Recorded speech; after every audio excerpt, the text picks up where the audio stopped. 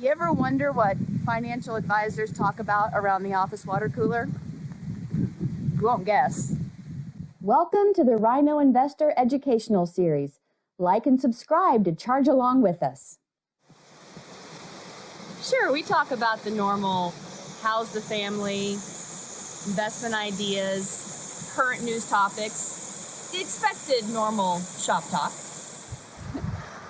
But when markets are at extreme levels, either up or down, and it seems like we're all looking for a sign for it to turn the other direction, the question around the financial advisor water cooler becomes, has your canary called? We all have one. I don't know how this phenomenon is true, but almost every financial advisor I've ever met has a canary in their practice coal mine. It's the investor that inevitably calls in to buy at the top of the market and sell at the bottom. It's called herd mentality bias, when the seduction of doing what everyone else is doing is just too great.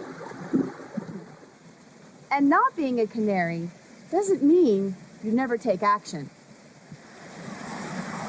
Planning ahead what you'll do in extreme markets will help you to take more action on facts and less on emotion. And if you don't have a plan for when extreme markets hit, take a breath and ask yourself, is the action you're looking to take now in your best interest, or can you no longer stand not following the crowd? Join us for Season 2, where we visit a new state and we talk about inheritance.